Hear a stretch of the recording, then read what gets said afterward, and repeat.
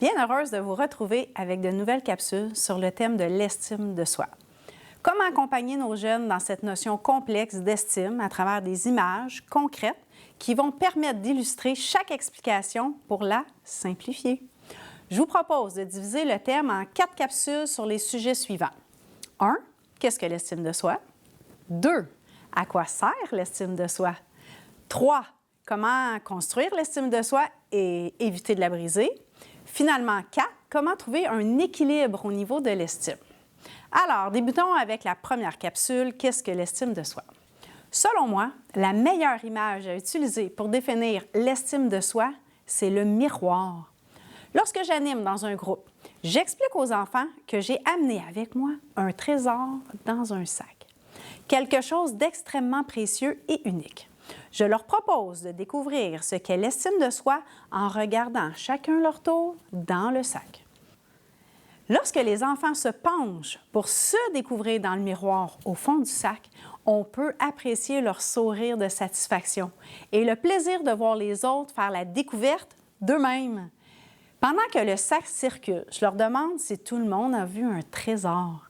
Est-ce que tous les trésors découverts dans le sac étaient différents? Est-ce qu'ils comprennent pourquoi j'ai mis un miroir pour leur parler de l'estime de soi?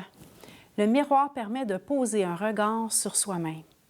L'estime est donc la capacité de se connaître et se reconnaître soi-même, être capable d'identifier nos forces autant que nos limites. C'est en fait le jugement qu'on porte sur soi-même.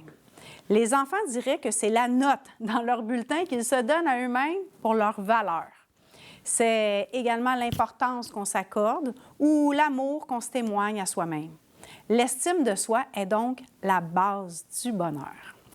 Pour être en mesure de bien se connaître, on doit s'identifier à travers 3 axes importants que je nomme les savoirs sur nous-mêmes. D'abord, notre savoir voir notre corps, l'ensemble des caractéristiques physiques, personnelles qui nous définissent. Notre grandeur, notre grosseur, notre couleur, nos formes. On doit apprendre à connaître et aimer ce corps qui est le nôtre sans désirer le transformer pour ressembler à quelqu'un d'autre. Ensuite, notre savoir-faire, l'ensemble des compétences qui définissent nos talents, nos habiletés, mais aussi évidemment nos limites. Reconnaître les possibilités que nous offre notre corps permet d'être mieux équipé pour faire face aux défis de la vie et prendre des décisions qui nous correspondent vraiment. Finalement, notre savoir-être, l'ensemble des qualités, des défauts qui définissent notre personnalité. C'est ce que nous sommes dans nos valeurs au plus profond de notre être. Cultiver une image juste et honnête de nous-mêmes permet de poursuivre des objectifs alignés avec notre véritable identité. En conclusion, la connaissance de soi, c'est comme d'avoir en main l'outil le plus précieux pour traverser les différentes étapes de la vie. C'est en compagnie de nous-mêmes que nous passons le plus de temps dans notre vie. Comprendre et connaître qui nous sommes va permettre de réaliser les chemins de notre existence avec plus de confiance et d'assurance. Alors, comme adulte, on doit accompagner les enfants à se regarder dans un miroir pour se voir et se reconnaître à sa juste valeur. Voilà comment je définis l'estime de soi.